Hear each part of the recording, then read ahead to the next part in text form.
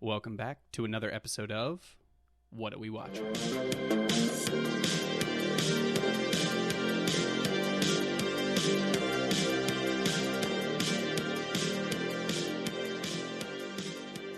Welcome, Emily. We got her back, everybody. Thank you. Due to popular demand and Keith being absent, she has reluctantly returned. Mm-hmm. So, how are you? Here I am. I am just swell. Good. I'm happy to hear that from you. I know that must be news, considering that we live in the same house, and you probably had no idea how I was doing prior to starting this episode. We have this really fun thing where we're married, and I don't talk to her at all. It's super fun. Right. That's terrible. People at home. I thought you were going to laugh after I said that, not be like, yep. Now people are confused. Part of the bit. Sometimes I need you to not be part of the bit. So, no, that's fine. You can be part of it. I feel like, geez, this is let me be part of it. Yeah, this is a real bang-up start to this episode, isn't it? Mm-hmm. Great. So, Emily, have you been watching anything fun? Well, we're almost through Gilmore Girls. Blessed. It's fall. An iconic fall show. Yes. Mm-hmm. New England in the fall. But not much other than that. It's consuming my whole life. That's Catching good. up on Gilmore Girls. That's priority numero uno in our household. I just finished Better Call Saul. You love that one. I do love that one. What number watch is that? I've never seen the ending of that show. Oh, really? I never watched the ending of that series, no. But so that's why it was pretty big. Watched the other parts of the series more than once. Yeah, I probably watched seasons 1 through 5 like 3 times. But then season 6 just recently came out. Yeah. Okay. It's about less than a year ago, but yeah. Okay. So what movie are we covering this fine evening? Hocus Pocus. Woo. So that is that's a Disney one. Yes, that's a Disney one. That's a Walt Disney Pictures. Was this a Disney Channel original movie?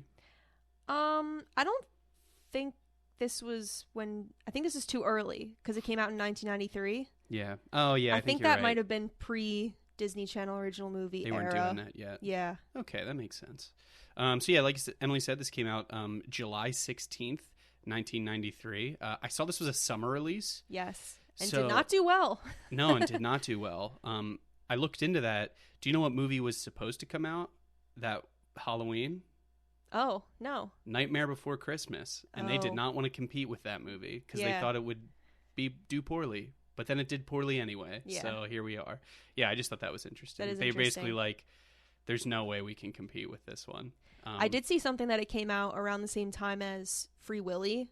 Yeah. And that a lot of sources are like, people wanted to go see Free Willy, and no one wanted to watch a Halloween movie in the middle of summer. Yeah. Well, we were talking about this. So we actually with the new Haunted Mansion. Yeah, I was going to say, we did just recently watch the new Haunted Mansion, which I loved. I thought it was awesome. At the appropriate time of year. At the appropriate time. But I think it was the same I wonder what was coming out this time that they were like, we got to wait. Maybe a summer release is best for this one. Yeah.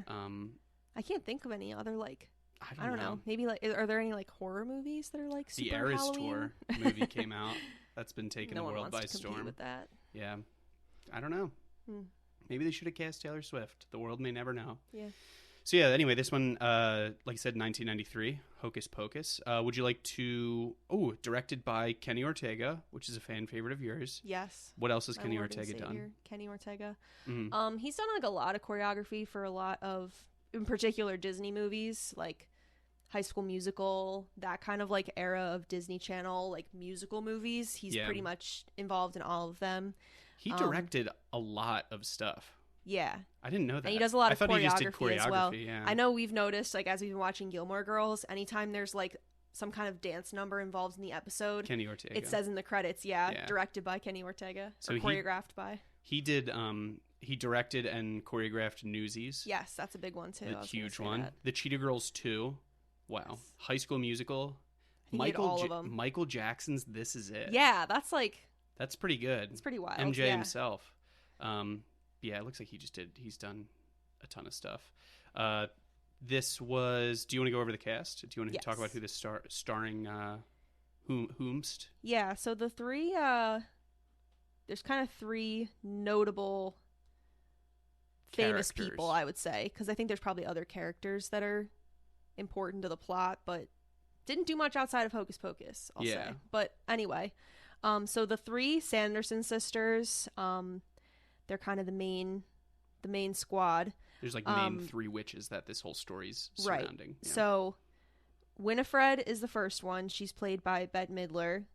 Sarah is the second one, played by Sarah Jessica Parker. That's pretty great. And then the third one is Mary, played by Kathy Najimy. I hope I didn't butcher that. Jimmy. Yeah. Not Jimmy. Yeah. And then one other notable character is Max, who's played by Omri Katz. Score. What has he been in? Not much else. That's why I was like, Well, what have the other ones like been he's in? important to the plot, but yeah. What have the other three been in? Well, like that you knew them from? Because I mean, obviously, I recognize Sarah Jessica Parker. She was in was it Sex and the City? Sex and the City's her big thing. Was her big thing. Both the show and the movies. True. Well, what about Bette Midler? Yeah, Bette Midler. Well, separately from acting, she's also released like 14 solo albums or something like a lot of albums, just like on her own. And she was also on Broadway when she like first got started back in like 1960s. She was in a couple of different Broadway show casts, which is cool. Yeah, it is pretty neat. One of the other things I know her from is the movie Gypsy, which came out also in the 90s, probably not too far after Hocus Pocus. Yeah. And she plays the lead, one of the leads in Gypsy. Mm-hmm. And sings. Like, she's a really good singer, so I feel like we were talking about this in the second Hocus Pocus. They seem to like capitalize a lot more on on the singing, featuring Bette Midler singing. Yeah. I was gonna say they like didn't really do too they don't much have a lot in the first one. movie, but then they really capitalized in the second one. Yeah, they're like, we know what you guys are about. But yeah, Gypsy's like, it's based on a musical, so it kind of like fit her transitioning from Broadway to the screen. Yeah. And she plays the lead and sings a lot in that movie, and it's like a movie adaptation of the musical, which is really good. Yeah, it's pretty cool. She also had like one season they tried to make a show about her, I guess. About like called Bette. That seems silly. And I think it was literally on for like one season. For a second. Yeah. We also had to look it up. We just wanted to make sure it was pronounced Bet and not Betty. Yeah, just because that would be embarrassing. Note. We were getting ready to record, and Emily was like, I'm going to be honest. I need confirmation. I don't know how it's pronounced, and I'm too afraid to ask at this point. Yeah. Yeah, and then so we covered, and then you said, what Sarah about Jessica the other Parker, one? Sex and the City, classic. Kathy. And then Kathy Najimy is I would say a favorite in our household in Sister Act. Oh, big time. And Sister Act 2, Back in the Habit. And Sister Act 2, Back in the Habit. Incredible. Who does she play in those ones? Sister Mary Patrick. Incredible. She's the one that has like the really, I mean, you'd recognize her. She is a very identifiable face, I would say. Yeah, even though she's in the Back in the Habit. Back in the Habit, Sister Act 2, starring. Yeah. Nice. So, like I said, I think those three definitely like steal the show. There is like a really random one that I want to shout out, just for my like people who listen that are fans of horror. Doug Jones plays Billy. He's like kind of like the Frankenstein zombie kind of guy. He has worked a lot with Guillermo del Toro. So he was in the movie Mimic, and he was in Hellboy as well. So just for. I don't like out of nowhere. I was like, oh yeah, no one's really done anything. And then it was like, Doug Jones frequently collaborates with Guillermo del Toro, and I was like, huh, look at that. Yeah. Anyway, so let's get into the plot. Did you have any fun facts? Oh, didn't you say who was supposed to be cast in this movie? So. There were. There are a couple other people that I am going to highlight real quick. So we have Danny.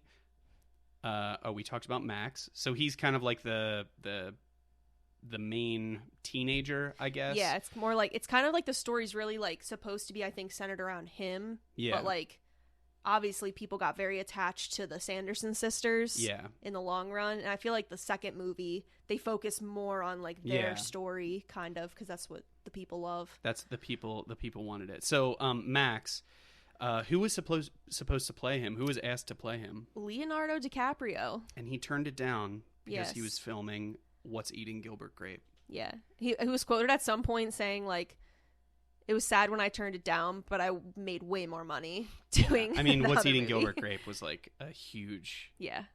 I think he won. I think he might have won like some sort of an Academy award for that. Yeah. But I don't know.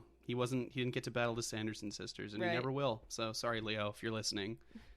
Yeah. Anyway. And then the other one was Rosie O'Donnell was asked to play the role of Mary, who's like the third Sanderson sister. I would say the least talkative, the sister with the least dialogue. Yeah. And honestly, like, she kind of looks like the actress who ended up playing her. Like, they have a similar, like, facial features, so I can kind of see how, like, they had, like, a look, obviously, in mind. Oh, yeah. For that. Anyway, yeah, I thought those were cool. So let's get into the plot. I'm going to go over this one a little quicker, just because this is actually surprising. There's a lot going on in this movie. Yeah. I always forget that until I sit down to watch it. And that's the same with a lot of Halloween movies, I feel like. Oh, yeah. Like, they end up a little more complex than I always think they are. Yeah, I agree. So, into the plot. So, the movie opens on October 31st, 1693, in Salem, Massachusetts. So this is right in the height of the Salem witch trials. Thackeray Binks witnesses his little sister Emily being whisked away by the Sanderson sisters, who are the three witches that we talked about earlier, named Winifred, Sarah, and Mary. Binks confronts the witch. So this is kind of like a teenage boy with a younger sister. Yeah. So the beginning of this movie is terrifying, to be honest. It's pretty great. I love it. Yeah. Well, we'll get into some of the other things. There's a lot of examples in this movie where basically they made it too scary, so they had to dial it down a little bit. Disney was like, "Can we all collectively chill?" This is a Disney movie. Yeah, it's like when they were like, "Hey, Phil Collins, we need you to write a soundtrack for Tarzan." Just went ham. Yeah, and he just dropped a bomb on everyone. Anywho, so Binks witnesses his younger sister being dragged into the woods by these three witches. He confronts the witches, but unfortunately fails to save Emily, and as her life is drained from her.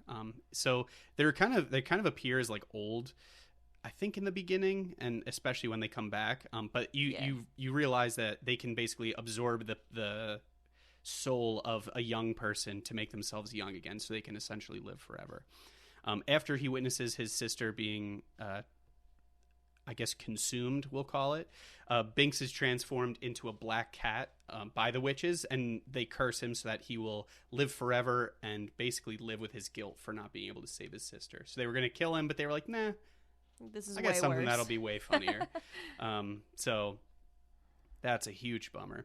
So having been alerted by Binks's friend, Elijah, this is kind of like before he went to chase the sisters off into the woods, he asked his friend Elijah to be like, hey, go tell someone that the Sanderson sisters just captured my sister. The townsfolk arrest the sisters for the murder of Emily, and then they're hanged in the town square. Basically, they denied that they did anything wrong. They were like, oh, we don't know what you're talking about. Like, yeah, that's crazy. But before they die, they put a curse on the whole town that says, basically, we will be resurrected again during a full moon on All Hallows Eve if a virgin lights the black flame candle in their cottage. They kind of keep it a little mysterious, which I thought is pretty funny at the beginning. Binks basically decides to guard the cottage so that no one can bring the witches back to life. So he's just kind of like lurking as a cat. They assume that he was killed too, but obviously he's a cat. He's not going to go up and be like, hey, no, I'm alive. Because in 1600s, that cat would have been violently killed. Yeah. But he was not. So he basically decides to guard the cottage to ensure that the witches are not brought back. Fun fact. Yeah. This was the first Disney movie to use the word virgin. Yeah, that's pretty wild. And they really ran with it.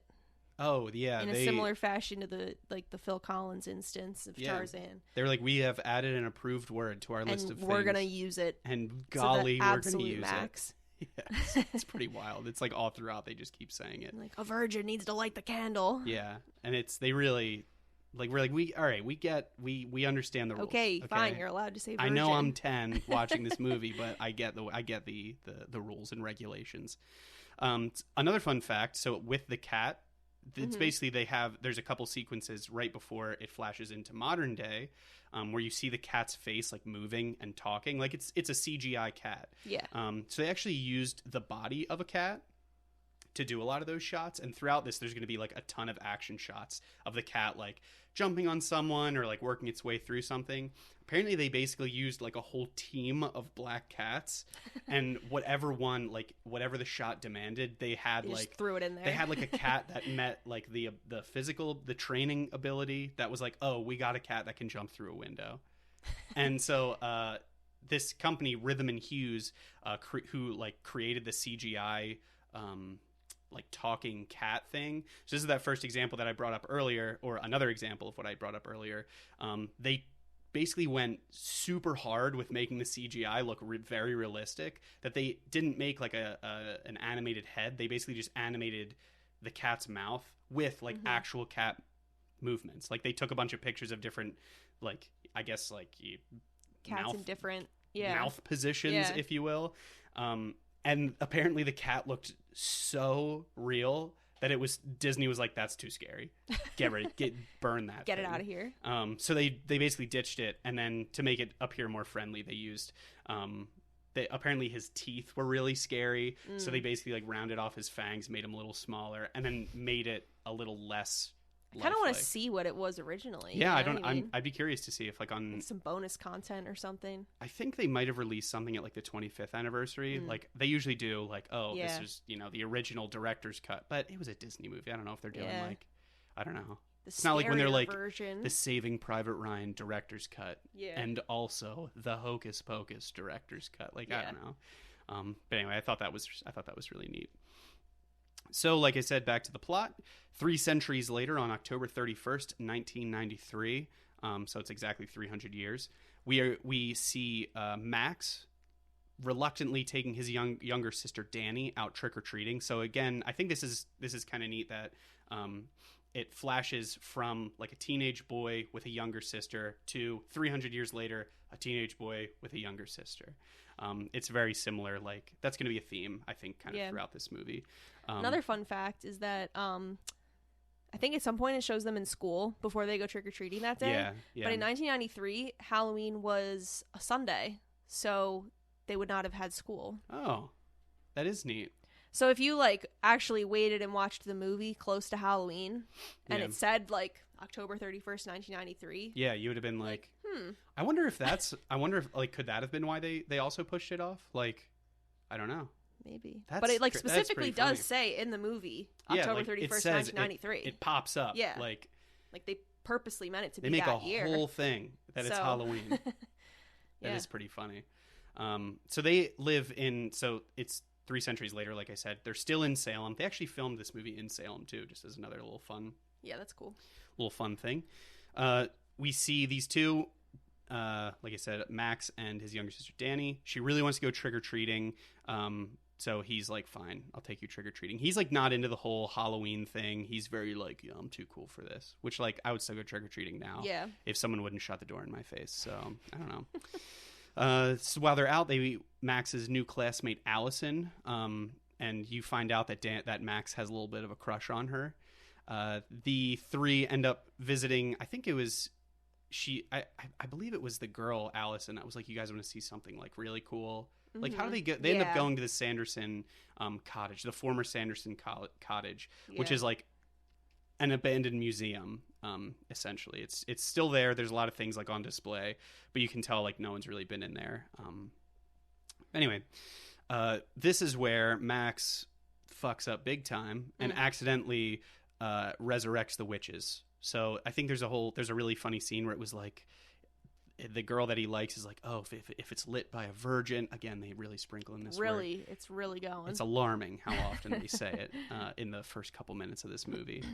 He ends up he takes out like a Zippo and lights it and is like, see? And I think this is where he says, it's just a bunch of hocus pocus.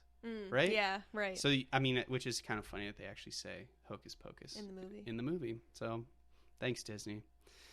So he lights the candle, resurrects the witches, and they pop up. They look very old in this scene, which I think is really funny. They're resurrected. I think one of them doesn't. Sarah Jessica Parker actually. She's like, "Ugh, you look terrible." Yeah. Like I don't remember the exact quote, but I thought that was really silly. So they attempt to suck the soul out of Danny, but Max comes to her rescue. So I like this idea that originally the first teenage brother like failed, and then instantly he's able to like save his sister. Like I just think that's kind of that's pretty neat.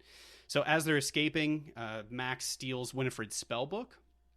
Basically, this is where you see Binks, the modern day Binks. He's like, "Hey, steal the spell book," and he's like, "You're a cat, though. How are you talking?" Yeah. And I think he's basically like, "There's no time, just go." Basically, right. So he steals the spell book, Winifred's spell book. You get the sense I think Emily mentioned this a little earlier. Winifred's kind of like the star of the show here. Yeah, I would say she's kind of like the HBIC. The lead. You know, she's got oldest sibling energy. She really does. She's just like, all right, I'm taking control. Yeah. Okay. Like, and it's for the best because the other two are idiots, I think is the funnier. She's the only one that like mildly knows what's going on. Right. And she's always like trying to get their attention, you know? Yeah. Like, hey, right here. Right here. Look over here. It's like when you have a dog and you're like, oh, hey. I got a treat right here. They're a little like airheaded compared to her. Yeah. It's funny though. They do a good job. I thought the casting was really good for this movie. So he takes the spell book. He ends up taking the group. It's really the three of them plus the cat. Now at this point, he takes the group to an old cemetery where they're protected from the witches since it's quote hallowed ground. So I keep forgetting the name of the girl that he likes. Danny. Allison. Oh, Danny's a sister. Danny's a sister. Yeah. So Allison, she seems to know a lot about like witchcrafty things. So she was like, oh, they end up going to this cemetery. They're like, hey, witches can't be here. It's hallowed ground. The witches eventually catch up to them, and at the cemetery where Winifred raises her former love interest. So basically, I think they describe it a little bit. This is where that person Billy comes into play. So it's William Butcherson. I think it was like the Winifred liked him and he rejected. This is something you find out more in the second one. Yeah, it is like elaborated on a little bit more in the sequel. Do you remember what happens in the second one? I think he basically rejects her. Like she was like, oh, I like you or something. And he's like, ew, get out of here. So she ends up killing him. Yeah. Which is really nice. So they catch up to him, and then she's like, all right, we can't go in there, but I know someone in the cemetery, it's like the actual historic Salem cemetery where they're shooting this. Or I guess this is where they're supposed to be. I don't know if they actually filmed in that cemetery. That might have been a set, because with Billy and like they would have had to dig up something, you know what I mean? Yeah, that's fair. Yeah. So Billy raises up from the ground, where he basically is sent to attack the kids. And I think, how would you describe Billy as like a character? You say he was like Frankenstein. I was going to say he's got like a friendly Frankenstein kind of vibe, I feel like. He seems like he's super over the Sanderson sisters. Yeah. But like they have control over him. So he's like, oh, fuck, okay. Yeah. Fine, I'll go. Which I just think that's a pretty good scene. He's a good character. He doesn't say much. I don't think he says really much of anything. Yeah, but not really. Well, because part of the movie, his mouth is shut, they sew his mouth shut. Yeah. So he can't really talk, and he's just. But then he does like sometime by the end of the movie. Yeah. Get to. Which we'll get to that because there's a fun fact coming. Yes.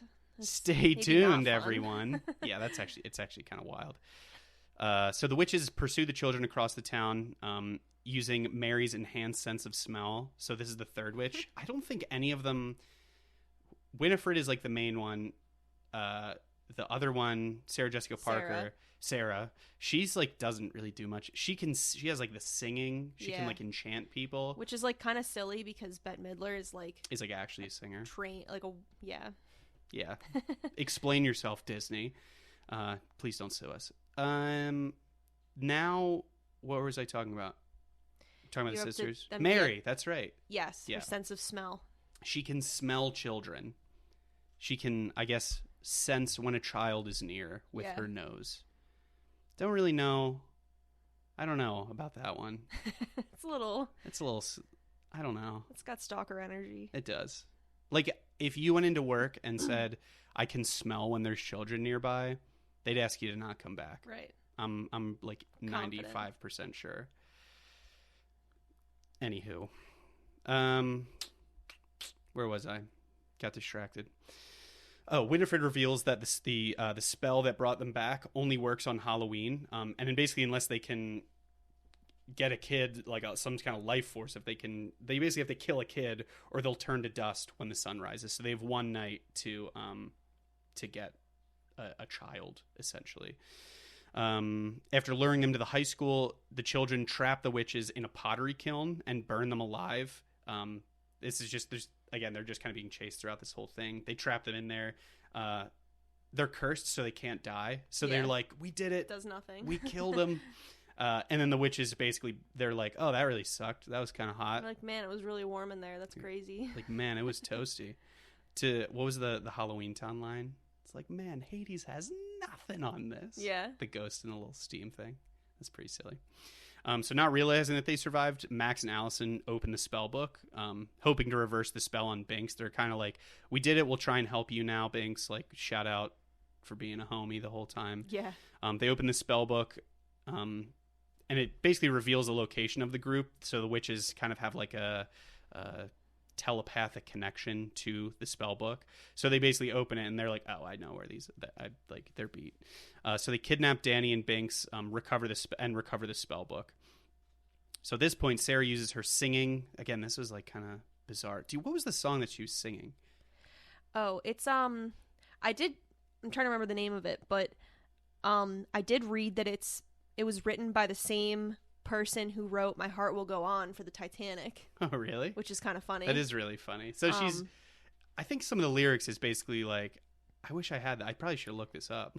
Yeah, I'll look it up in the meantime. Yeah, well, if you just if you get anything on it, well, you can just jump in. She basically sings a song, and it seems to put a whole group, basically every child, out trick-or-treating in some kind of trance. And they start making their way towards the Sanderson sisters. They're basically all like, I guess, what would you say? Possessed in a way. Come little children. Come little children, yeah. So at this point, I'm trying to see where we are. So Sarah uses her singing to lure Salem's children back to the Sanderson cottage. They're basically just trying to get anybody at this point. Max and Allison end up freeing Danny and Binks by tricking the witches into believe that the sunrise was an hour early, which I thought it's pretty fun. I think they were like, oh yeah, but you forgot one thing. Daylight savings time. And then they have like some kind of flashlight and they're like, oh my goodness. This is a really funny exchange. Man, I hope that like goes away someday and then kids are trying to watch Hocus Pocus. Yeah. And they're like, what is daylight savings? I thought we were supposed to be done with it. Yeah, I guess not. It's silly. It's coming up soon again. That's daylight savings? Yeah. Yeah, our whole 6 months is about to be ruined. How long is daylight savings? That's not 6 months. Well, it happens every 6 months, right? It's about 6 months. Give or take. The more you know. 5 to 6. Should we ask our dog? She doesn't know. I just looked at her and she definitely doesn't know. She's was itching her ear pretty intensely, so I didn't want to interrupt her. She didn't even hear. No. So they free Danny and Binks by tricking the witches, like I said. Thinking that they're done, the witches panic, pass out, and they basically allowing Max and Danny, all of them, to escape. So back at the cemetery, they go back to the cemetery. Billy catches up to them. So he's just kind of bumbling around this whole thing. He's just really funny. He takes Max's knife. He has kind of like a pocket knife with him. Cuts the stitches out of his mouth. And at this time, it's like I think the witches are flying back to him.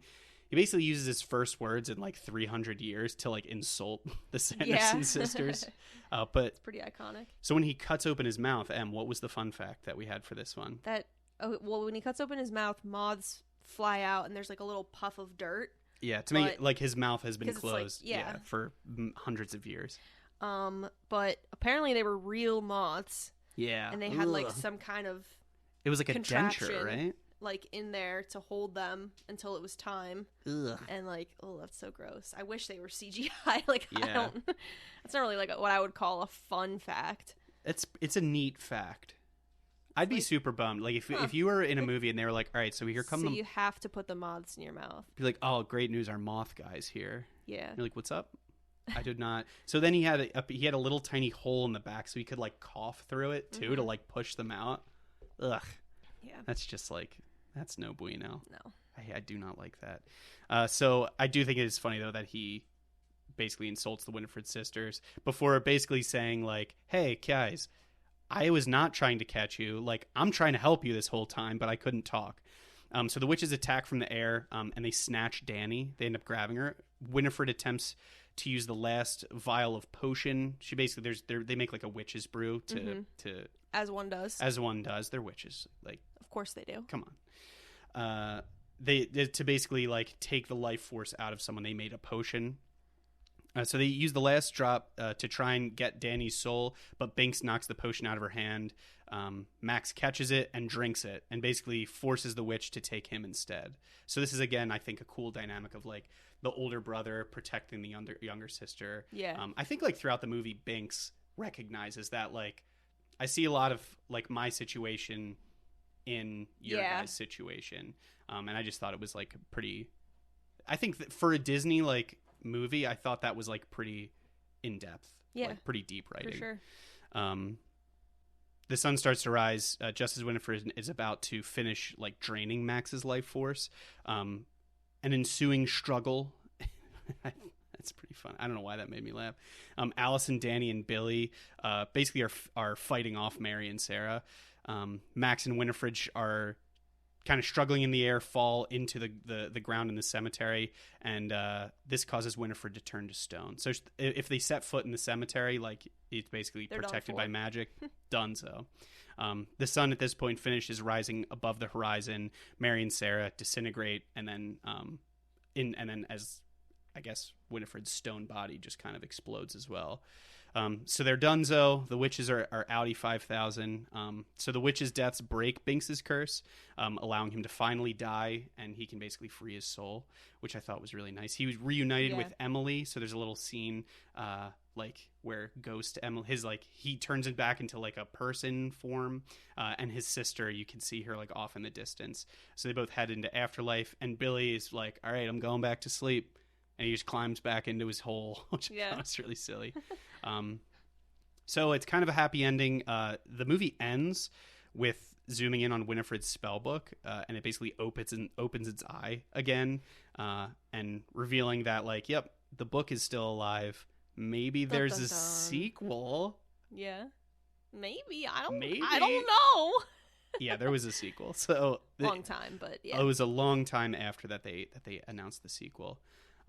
In hindsight, when you think about the plot of that movie, it's kind of surprising that the Sanderson sisters become like focused and like as famous as they are in like Halloween culture. Yeah. Kind of, because they're like the villain of the movie.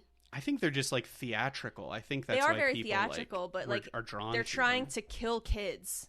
Oh yeah.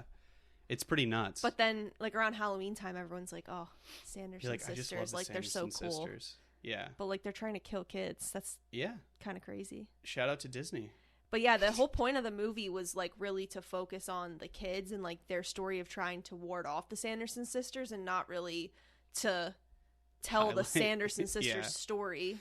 I think But then, I think because of the response that the movie got, that's why in the sequel, it, like, is a little bit more about them. It's cool that it goes into like their origin story, like we had mentioned a little bit earlier, and then it's just them being in like the modern time. Yeah, the sequel is good though. If you they did a great job, and I think the sequel is good. You mentioned this at the very beginning, like the singing and stuff. Yeah, there's some very good musical numbers, including One Way or Another. Yeah, the classic song. They do a cover of it, of like how they're gonna get kids essentially. Yeah. And then there's another song called The Witches Are Back, which is like just a bop. Oh yeah, they did a musical bop. They did a very good job. Yeah, but there are a lot of really funny scenes of them just like navigating like 2020 culture. Yeah, of America. Like they go into like a Walgreens and try to use a self-checkout and like just stuff like that. Like. It's really silly. There's a good scene with the automatic door. Yes. They walk up to it and they're like, ah. Yeah. It's like there's a lot of really silliness, and because like it follows them a lot more, and there is a whole other storyline of like kids, you know, bringing their souls back to life on Halloween and stuff like that. Yeah, it's not as fun though. But it's like definitely more focused on the three of them, and it's all three of the same actresses coming back into the same roles, which is cool. And I did think, and I thought they all looked really good. Yeah, too. And like all the costuming was good. Like it was great. It's a well done sequel if you have not seen it yet. I agree. So there was one more fun fact that I wanted to bring up. So at the very end, when you see Binks as like the human version, so I was actually played by an actor named Jason Marsden. Okay. No, excuse me. He voiced the actor, Binks. He voiced the cat, right? Binks. I did see that. He also voiced the character, his human form, but he did not play the human form. Oh, they just took his voice? Yeah. So he basically said they dubbed his voice over. So, I'm sorry. I mixed this up. So the actor Sean Murray played the human version of Binks. But they still kept his voice. But they kept his voice because it seemed more like, I guess, like contemporary to the time of like the character that he was trying to portray. Yeah. But like that dude, like, they why were didn't like, they just you're in have it, and that they're like, guy... we don't care about your voice. Yeah. Why didn't they just have that guy voice the cat from the beginning? Yeah, I really wish I knew. I just thought that was kind of neat. I feel like when they even like little things like with some of the cat things, like when you watch it, you're like, oh yeah, obviously like a cat just jumped.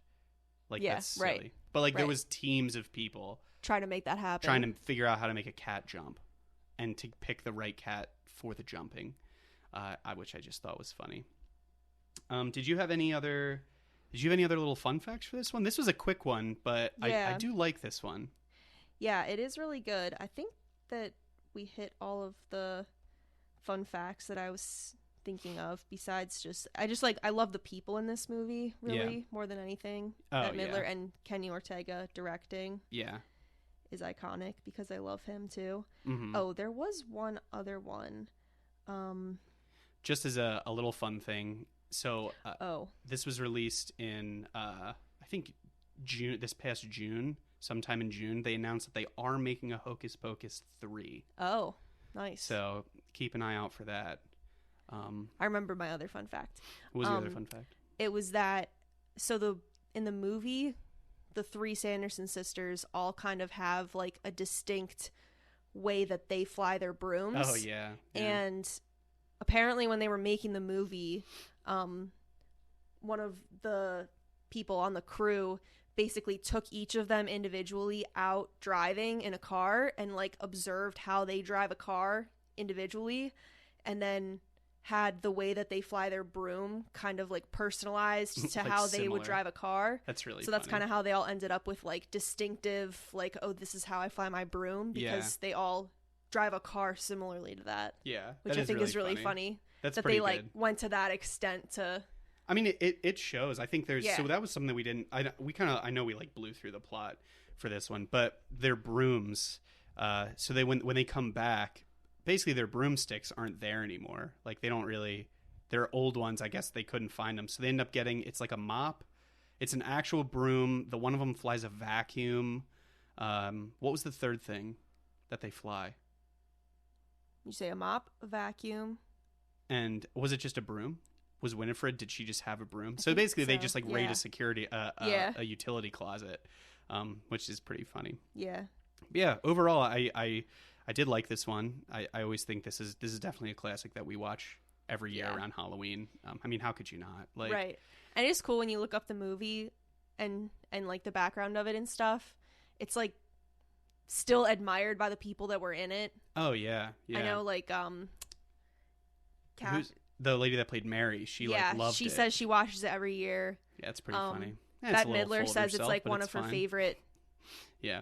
Well, I don't think it's like kidding. that. Yeah, I'm just kidding. Yeah, I'm assuming she watches it if she has like kids. Like she probably watches it with them. Yeah. But I know like Bette Midler talks very highly of being in that movie. Yeah. Even though like it really didn't do well at first, like she just says she talks very fondly of. Yeah, I mean, her time in it, and she enjoys rewatching it and stuff like that. This really doesn't have like a great review. Like it has, it's. I mean, critically rated. With critical reviews, I always take them with a grain of salt. Like the audience reviews is what I think people more care about. But yeah, critically, this is it. They're like, eh. I mean, it's kind of a dark movie when you think about it, right? Yeah, especially for a Disney movie, it's definitely like darker than what they had done up until that point, I feel like. Yeah, that is pretty true. Yeah. Did you have anything else for this one? No, I think we got everything. I think we did too. Yeah, this was a short one. I'm apologize for this being a little bit of a shorter one. I haven't been feeling 100%, so I kind of just like rush through the plot a little bit. So Hope you guys enjoyed this one. You should take the extra time to consider watching the Hocus Pocus sequel if you have not Hocus Pocus watched 2, it yet. Back in the Habit. That's like something we say anytime there's a sequel, we just say Back in the Habit. Or even, not even a sequel, but just like if something in life happens a second time, we're like, oh man, Back in the Habit. Yep. Be like, oh, our dog threw up Back in the Habit. In her bed. Yeah. Throw up too, Back in the Habit. Let's get it. That's so dumb.